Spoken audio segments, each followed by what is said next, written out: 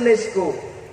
Peradaban keris di dunia pusatnya sekarang ada di Madura, dan satu-satunya empu perempuan ada di Pulau Madura. Hah? Saya aja tahu, kamu nggak ngerti. Kamu sibuk pilpres sih soalnya. Mari kita pikir satu-satu. Kita punya bangsa besar. Loh, makanya para ulama ketika datang ke Nusantara nggak berani main-main. Cerita tentang surga yang airnya mengalir diceritakan di Nusantara nggak tertarik. Karena Nusantara di mana-mana air mengalir.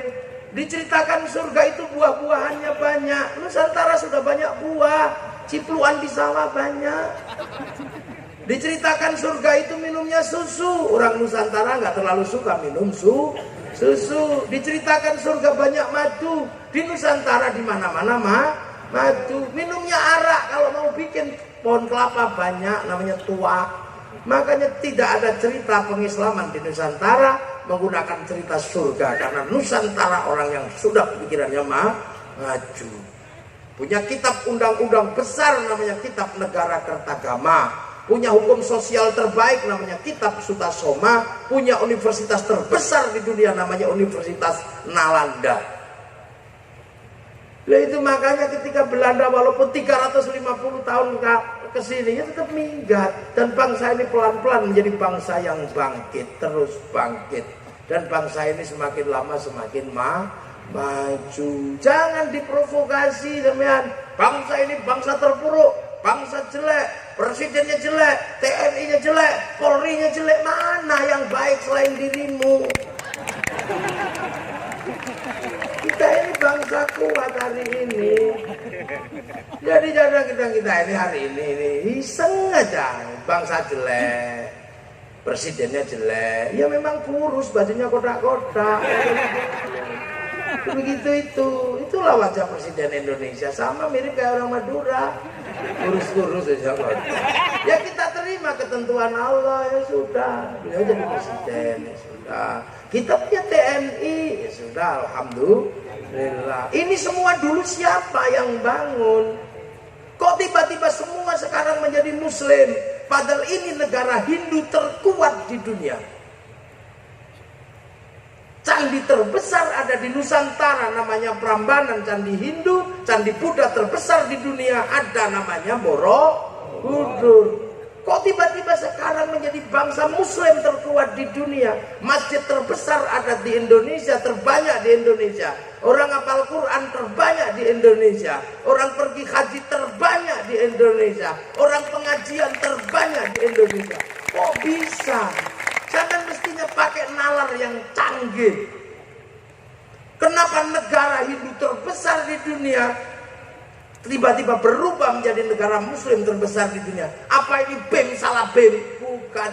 Ini pekerjaan orang-orang yang hebat, yang mampu mendesain bangsa baru, namanya bangsa Nusantara.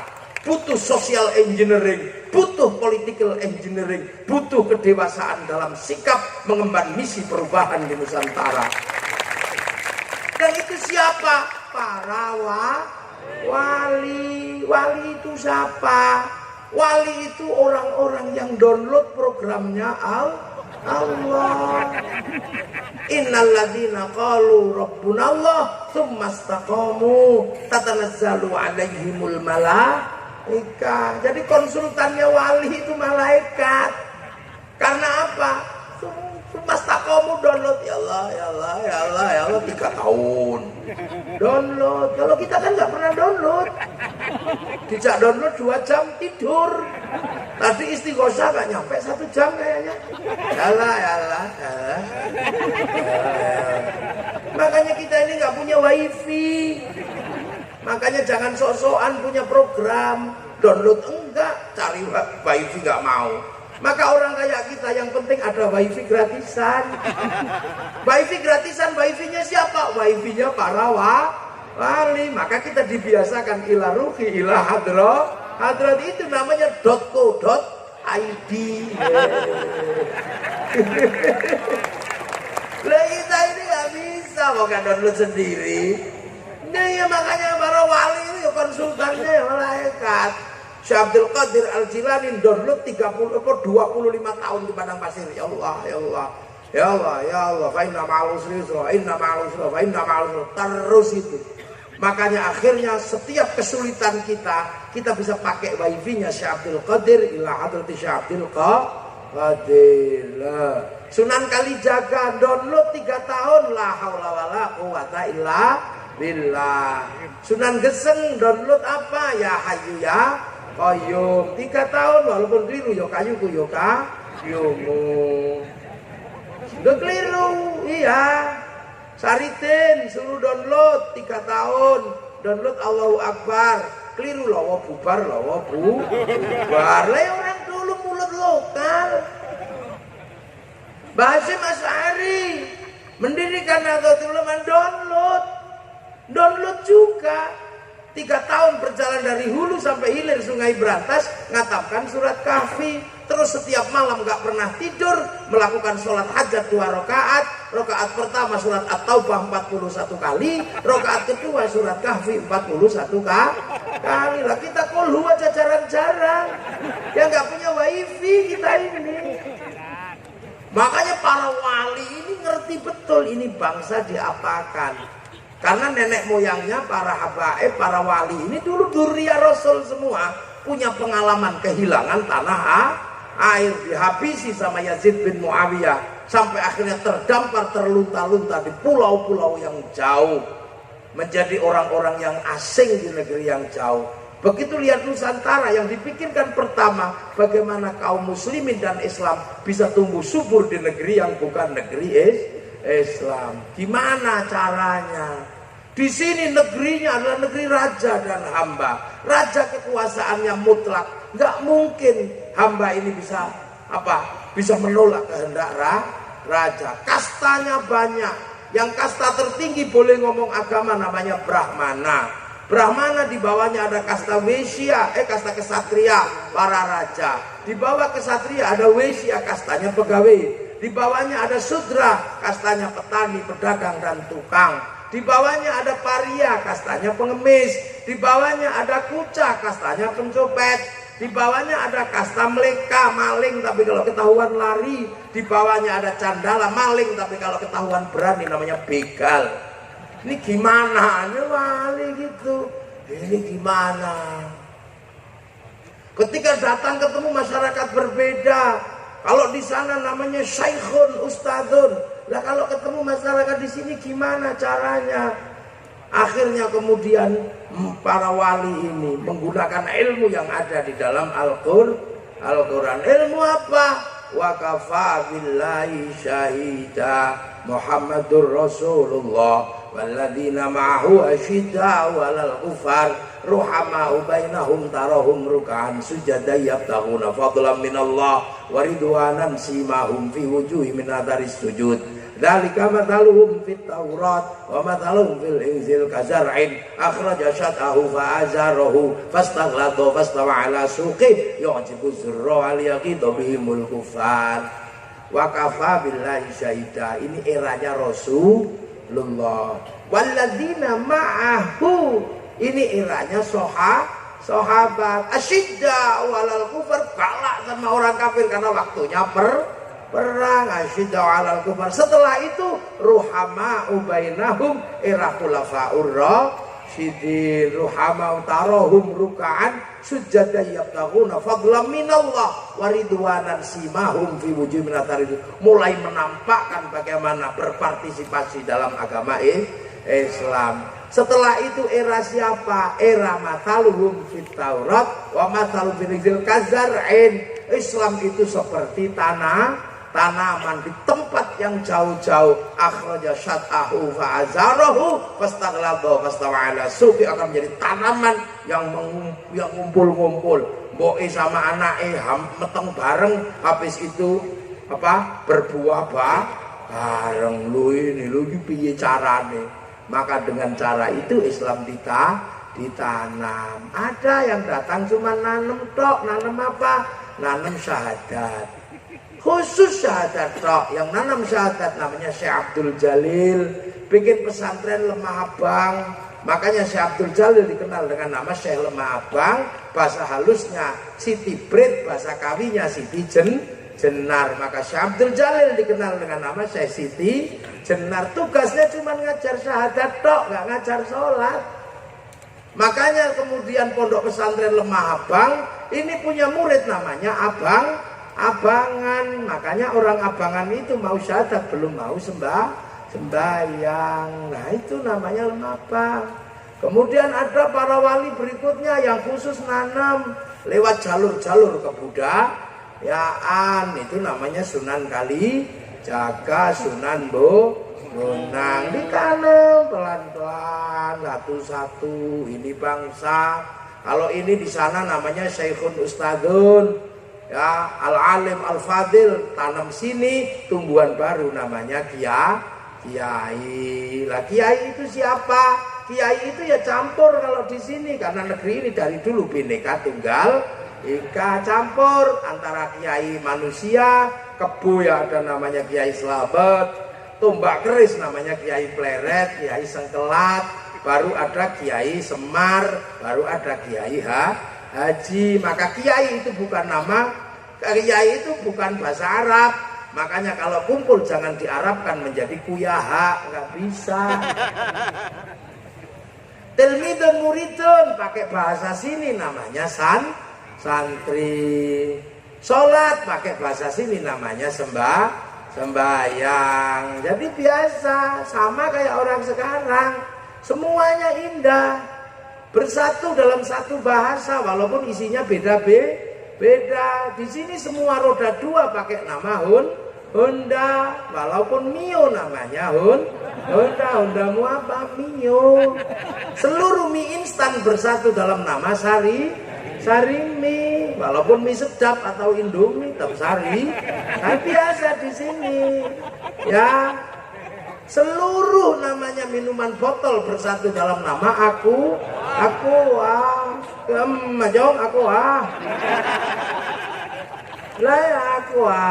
seluruh pompa air bersatu dalam nama Sanyo, seluruh pembalut bersatu dalam nama Suftek. Nah itulah Indonesia, makanya dulu bersatu biasa. Gimana caranya? Karena ini beda, bahwa di sini dari dulu sudah Bhinneka Tunggal Ika. Itu Islam datang bawa lakum dinukum waliyatin. Di sini sudah rukun karena perang antar agama sudah diselesaikan tahun 825. Bangsa Nusantara sudah selesai perang agama antara Hindu sama Buddha. Hindu waktu itu bangsanya namanya Sanjaya, Buddha bangsanya namanya Sailendra. Raja Sailendra namanya Garung, anti Hindu. Setiap dapat orang Hindu dibunuh. Sampai akhirnya Raja Hindu pergi ke India belajar ilmu arsitektur, pulang namanya Gunadarma. Akhirnya orang Buddha setelah menang perang Semaratungga, ini bikin candi nggak bisa karena bodoh semua. Akhirnya dapatlah orang Hindu namanya Garung, namanya Gunadarma, membuat candi Buddha. Akhirnya candi Buddha dibangun oleh arsitek Hindu. Lahirlah candi Buddha bernuansa Hindu, namanya Sambara Budura, yang akhirnya dikenal dengan istilah Borobudur. Nah itu makanya di situ akhirnya kemudian anak Raja Buddha ini jatuh cinta sama orang Hindu. Mau tidak mau bapaknya yang anti Hindu menikahkan anak sematawayangnya namanya Pramodawardhani sama Gunadarma. Akhirnya rukun Hindu Buddha.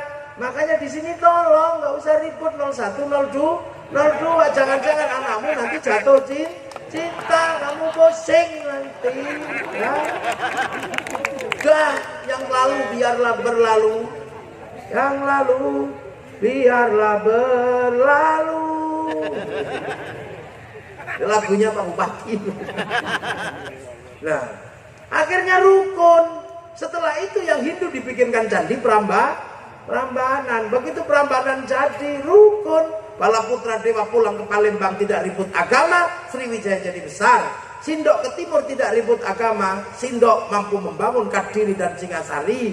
Akhirnya Singasari nggak ribut agama, jadi besar menaklukkan dunia diatur sama orang Madura namanya Arya raja. Akhirnya jadi Majapahit negara baru, dan Majapahit mempersatukan puluhan bangsa dengan satu slogan Bhinneka Tunggal Ika. Jadi itu bahasa lama dan bahasa masyarakat. Nah, kalau sudah bahasa di masyarakat, raja dan hamba tidak boleh saling menindas, maka raja dan hamba saling bertanggung jawab. Konsep hidup bersama yang saling bertanggung jawab dicanangkan oleh Rasulullah dalam satu hadis, kullukum ra'in wa kullukum mas'ulun an ra'iyati. Maka mempersatukan raja dan hamba dalam ruang musyarakah yang saling bertanggung jawab, dileburlah raja dan hamba dalam konsep Rasulullah namanya ra'iyah, yang akhirnya diserap ke bahasa Indonesia menjadi rakyat. Dan satu-satunya bangsa muslim dunia yang sanggup mengambil kalimat ra'iyah untuk menyebut warga bangsanya hanya ulama Indonesia.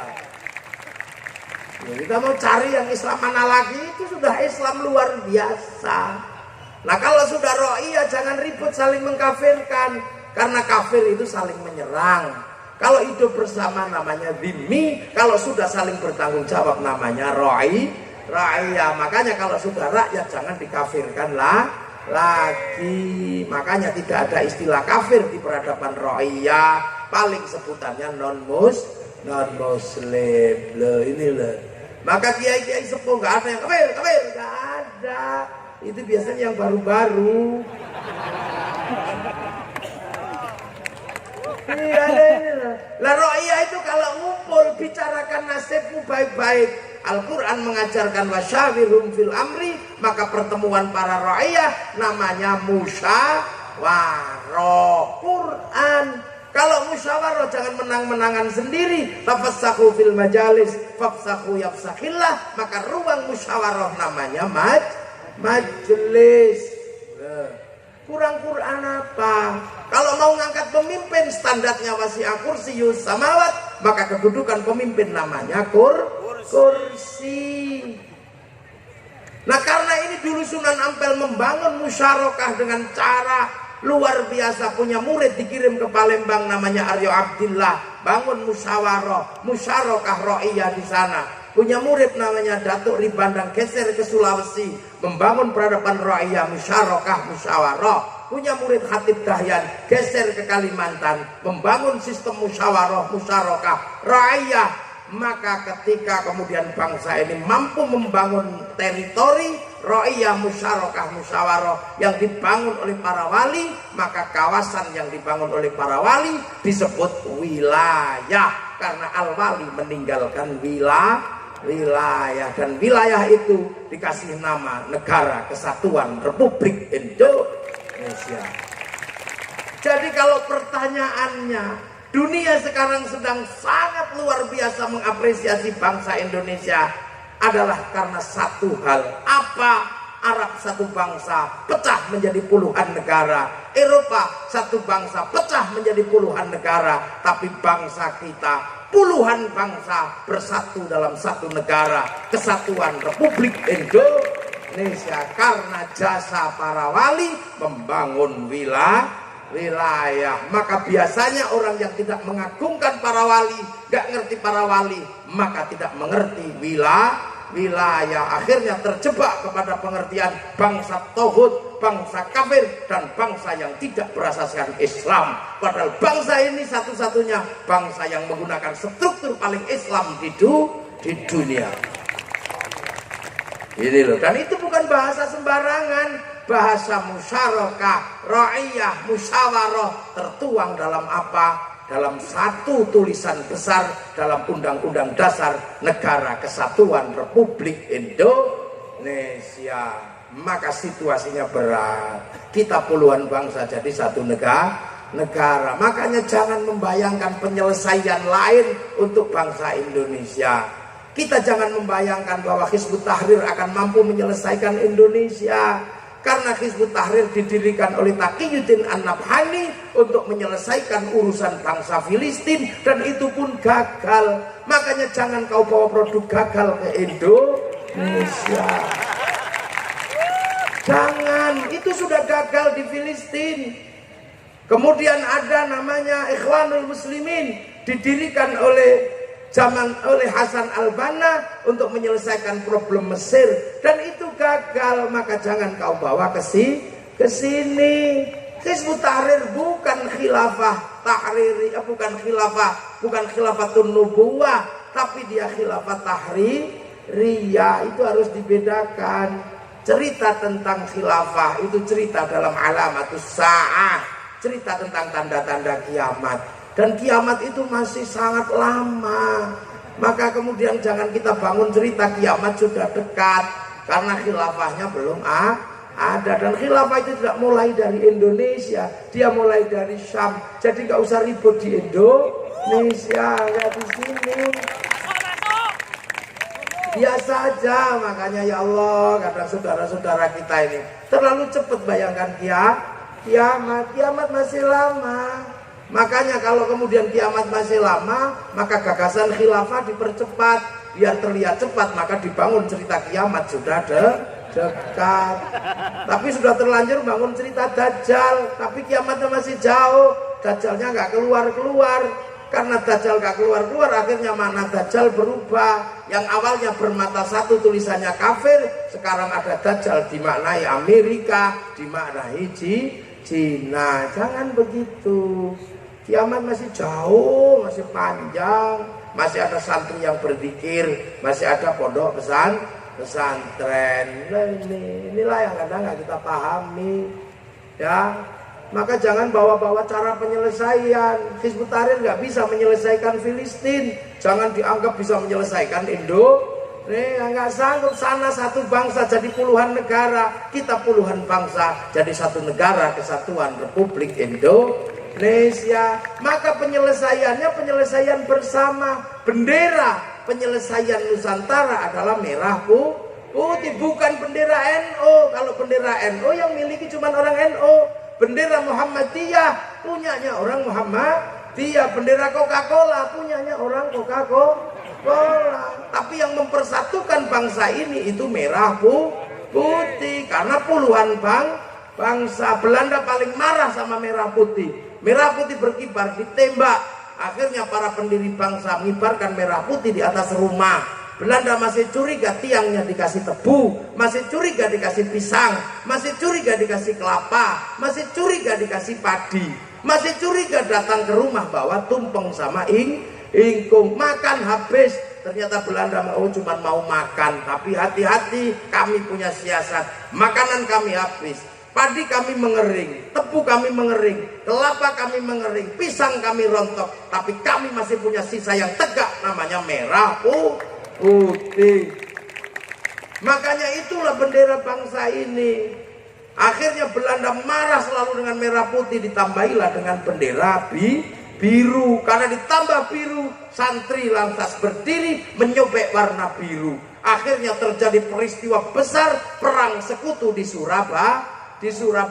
Ketika tidak ada yang sanggup menahan perang itu, yang berani mengambil alih perang adalah santri Nahdlatul Ulama yang dipimpin Kiai Hasyim, bikin resolusi jihad tanggal 22 Oktober 1945.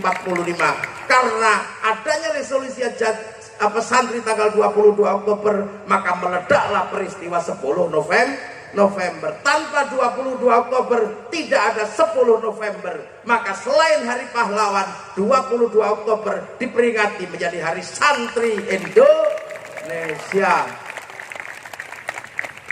Dan perang besar mempertahankan merah putih, ribuan nyawa untuk mempertahankan itu.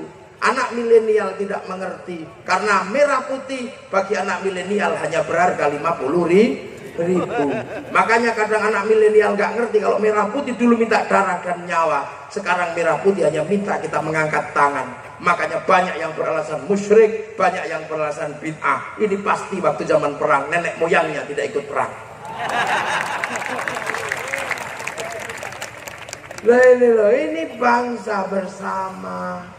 Dan sekarang bangsa ini pelan-pelan menjadi bangsa yang kuat. Jangan percaya kalau ada yang cerita ini bangsa semakin jelek. Gimana bangsa semakin jelek? Orang umroh tambah banyak, orang makan tiwul sudah mulai tidak ada, butuh apa saja ada. Jangan kepancing jelek. Untuk apa? Biar kita meriang, akhirnya kita mati. Ya, karena bangsa ini dari dulu menjadi mimpi semua orang. Bukan cuma kita yang bermimpi memiliki bangsa ini. Dulu ada bangsa besar namanya bangsa Yunani. Punya Tuhan namanya Zeus. Punya istri perempuan namanya Hera. Antar Tuhan menikah punya anak Hercules. Itu punya bangsa besar. Itu kemudian Plato bercerita ada negara namanya Atlantis. Tapi Atlantis ketika ditanya di mana, dia sebut Atlantis sudah hilang. Atlantis itu negara di mana airnya tidak pernah membeku, hawa tidak pernah panas, tidak pernah dingin, matahari selalu hadir pagi sore terbenam. Dan mereka dan negara ini punya daun tidak pernah rontok. Eropa tidak seperti itu, kehilangan matahari, daunnya rontok, sungainya membeku, hawa kadang ekstrim dingin. Maka Yunani mengirim Ptolemaeus untuk mencari tanah surga itu. Ptolemaeus menemukan kawasan namanya Argir atau Jabadiu. Tapi ketika Yunani mau pindah, perang Kreta sama Sparta, sehingga gak jadi perang. Akhirnya mualim kapalnya Ptolemaeus yang pindah ke kawasan Argir Jabadiu, bahwa seluruh bangsanya namanya bangsa Weda, dipimpin Kudunga, transit di sebuah pulau namanya Maldiv yang dikenal dengan Maladewa, bangun kerajaan Salangkanaya. Anaknya akhirnya boyong satu negara ke kawasan timur Kalimantan namanya Kutai Kartanegara, membangun kawasan di situ rajanya Mulawarman. Anak Mulawarman nggak sanggup mencari tanah surga, bergeser anaknya namanya Dewa Warman ke ujung kulon, bangun Salokonegoro. Punya anak namanya Purnawarman masuk pedalaman Jawa Barat, punya anak namanya Sinasanaha masuk Galuh, punya anak namanya Sanjaya, bangun peradaban namanya Mataram. Dan dari situ lahirlah bangsa besar namanya Nusantara. Yang namanya Balaputra Dewa bangun Sriwijaya, yang namanya Sindok bangun Kadiri Toho, yang namanya Kertanegara bangun Singasari. Akhirnya bangunlah kerajaan besar namanya Majapahit, dari Sabang Merauke sampai Madagaskar. Dan yang harus diingat, desainer Majapahit sebagai negara besar orang Madura namanya Arya Wiraraja. Nih dolali anak milenial gak ngerti sama sekali. Karena anak milenial yang anak baru, yang sama sekali sudah nggak, yang jauh sekali dengan dunia nyata. Dunia anak milenial itu ada di handphone. Ini dunia anak milenial. Dulu orang kalau kemana-mana dengan mata kepala, kita pengen lihat Afrika, mesti nengok Afrika. Kalaupun tidak, harus menunggu flora dan fauna. Nanti lihat gajah, sekarang nggak perlu kemana-mana, tinggal ketik gajah Afrika keluar. Tengu Afrika keluar, mau iseng bokong India keluar. Maka anak milenial ini menjadi anak yang aneh. Kalimat-kalimat milenial bukan lagi seperti kalimat yang dulu. Kalaupun merayu anak milenial tidak indah. Dulu kita kalau ingin berpacaran tunggu matahari purnama. Sekarang ada listrik, sudah tidak butuh rembulan. Maka nggak ada rayuan rembulan. Rayuan sekarang tidak nyata. Anak-anak milenial kalau merayu kekasihnya aneh. Mas, apa? Cak, apa? Kita nanti jangan lewat selatan ya. Kenapa kita nggak boleh lewat selatan? Karena kalau lewat selatan, aku nggak mampu mengutarakan isi hatiku. Wah, milenial. Apakah bapakmu sipir penjara? Kenapa? Karena kau mampu memenjarakan aku dalam hatimu. Ini anak milenial. Nah, anak-anak seperti ini kadang lupa bahwa apapun yang kita lakukan, terbang ke Eropa, kemanapun kita bisa berpikir, kemanapun kita bisa berbuat asal bisa berselancar di dunia maya. Tapi kenyataan yang nggak bisa kita lampaui, pergi kemanapun melampaui batas negara, kita selalu ditanya, identitasmu mana? Pasportmu mana? Ke Eropa kita ditanya, pasportmu mana? Pasport kita tetap Indonesia. Habib Rizik walaupun di Makkah keturunan Rasulullah, masuk sana tetap ditanya, pasport Anda mana? Lim Swee Leong, orang kaya yang namanya Naga 9, kalau pulang ke Tiongkok tetap ditanya, pasportmu mana? Bahkan haji perintah Allah kalah sama paspor. Kamu pergi haji nggak punya paspor, ditolak dari tanah maka jangan lupa batas dunia milenial terakhir adalah batas bangsa dan negara. Maka cintailah bangsamu. Jangan membawa sesuatu yang tidak cocok buat Indonesia. Malaysia membawa ajaran-ajaran yang tidak cocok, bikin radikal di Malaysia. Sekarang Malaysia sadar, tidak mau lagi mengimpor ajaran-ajaran untuk menyelesaikan Malaysia. Maka ajaran yang tidak produktif diselesaikan lewat Isa. Dan bangsa Malaysia serahkan kembali pada si Upin dan si Ipin. Si Upin dan si Ipin tidak boleh lupa ada anak-anak India yang bangun bangsa Malaysia. Maka dia dikenalkan dengan tokoh kecil namanya Jarjit. Dia tidak boleh lupa ada anak-anak Cina membangun Malaysia. Kenalkan tokoh kecil namanya Mei Mei. Dia tidak boleh lupa ada anak-anak Indonesia yang membangun Malaysia. Kenalkan tokoh kecil namanya Susanti. Dan penyelesaian itu semua harus lewat pendidikan. Maka diselesaikan lewat cikgu. Dan cikgu tidak mengajarkan spaghetti, tapi mengajarkan ayam goreng. Ini jalan bangsa ya.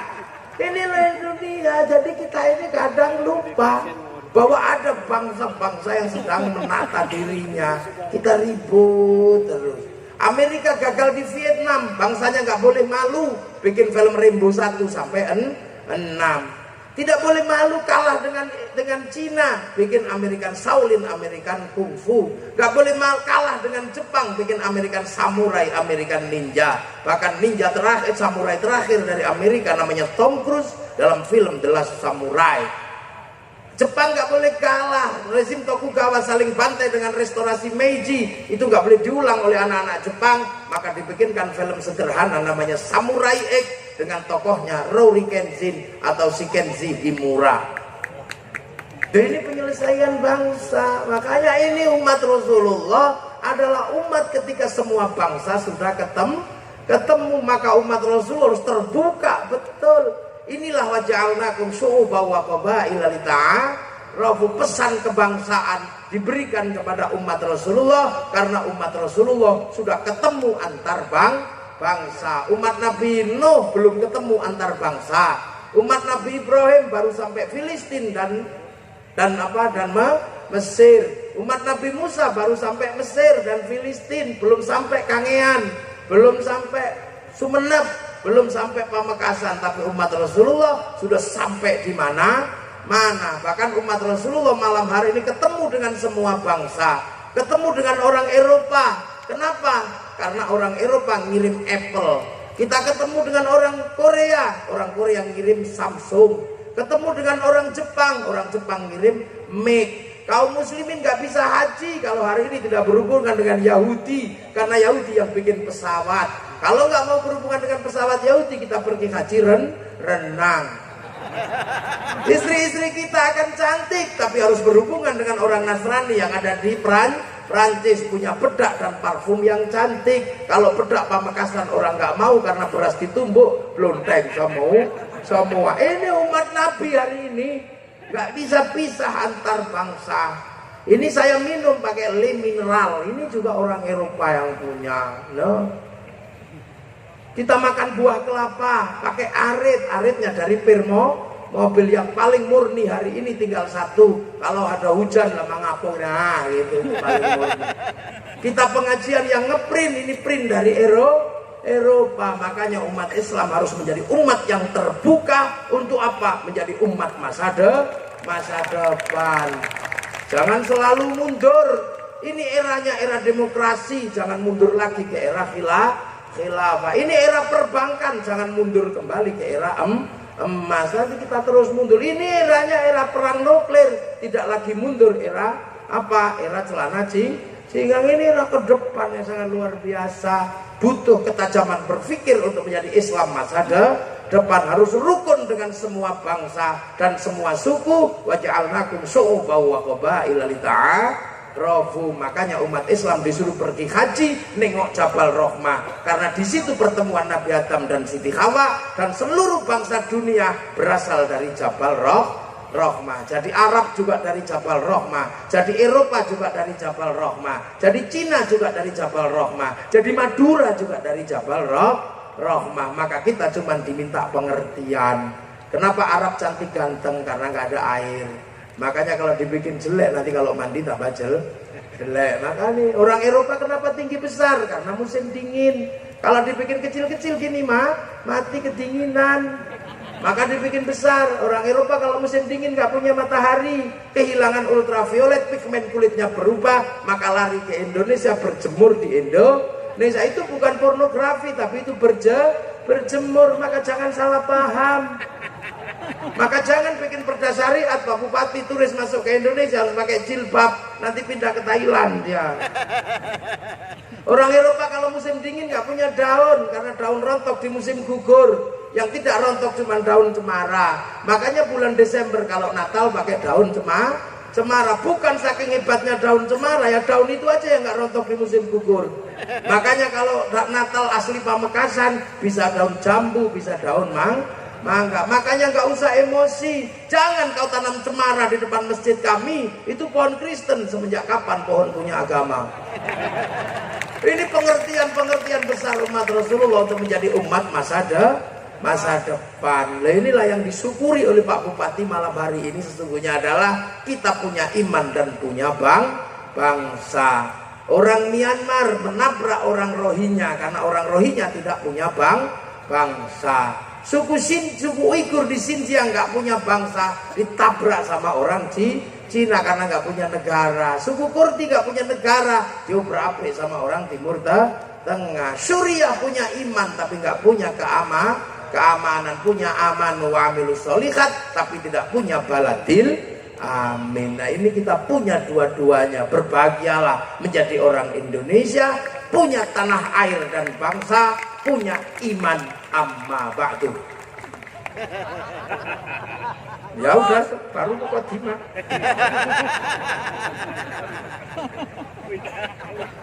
Jam berapa? Oh, wis to untuk meneh. Iya, besok ya. Udah ini sama batu aja mukadimah. Besok tak teruskan lagi kapan-kapan. Ya, karena ini waktunya masih panjang. Saya sudah 3 hari belum tidur. Nah, itu bangsa, makanya indah kita ini.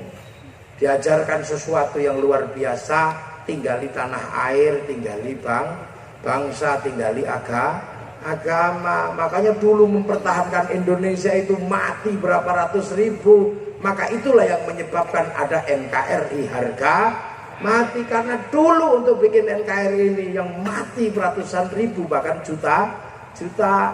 Sekarang tinggal mengisinya. Maka semoga semua yang kita lakukan malam hari ini ada manfaatnya buat agama, bangsa dan negara. Dan kita malam hari ini mendapat ridho Allah Subhanahu wa ta'ala. Ya, Pamekasan menjadi daerah yang indah, menjadi baldatun thayyibatun wa rabbun ghafur. Bapak Bupati, Bapak Wakil Bupati dan seluruh pejabat Pamekasan diberi umur yang panjang, beri kesehatan, beri kekuatan memimpin kita semua, dan diberi keindahan memimpin bangsa dan negara. Al-Fatihah. Ghairil maghdubi alaihim waladdallin. Amin. Ihdinas siratal mustaqim. Assalamualaikum warahmatullahi wabarakatuh. Dengar dulu yang doa yang tua, jangan saya. Yang muda ini doanya nggak terlalu manjur.